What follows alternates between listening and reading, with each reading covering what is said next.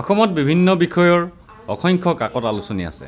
অসমীয়া পঢ়ুৱৈৰ সংখ্যা বৰ বেছি নহয় বুলি অভিযোগ উঠাৰ মুহূৰ্তত মনলৈ আহে এটা প্ৰশ্ন, এই কাকত আলোচনীবোৰ পঢ়ুৱৈৰ অবিহনে চলি আছেনে? ইয়াৰ মাজতো কিন্তু অসমীয়া নতুন নতুন কাকত আলোচনী প্ৰকাশ হৈ আছে। বৃহস্পতিবাৰে মাছখোৱাৰ সাংস্কৃতিক প্ৰকল্পত এখন নতুন মাহেকীয়া আলোচনী মাদল উন্মোচন কৰে অসমৰ ৰাজ্যপাল জানকী বল্লভ পাটনায়কে।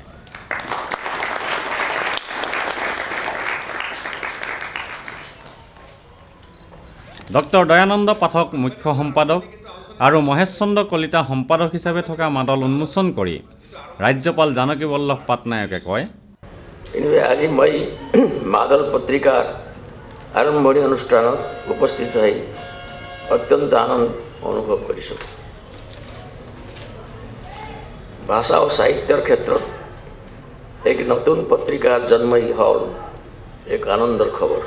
প্ৰত্যেকখন পত্ৰিকাৰ এক লক্ষ্য হোৱা উচিত, পাঠকসকলক আমোদ আনন্দ আৰু জ্ঞানালোক বিতৰণ কৰা।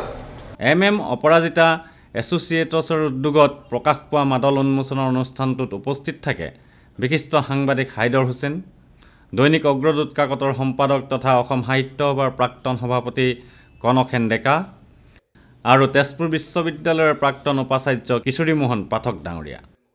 কেমেৰা পাৰ্চন সুশান্ত দাসৰ সৈতে অমৰদীপ গগৈ, চেণ্টিনেল নিউজ, গুৱাহাটী।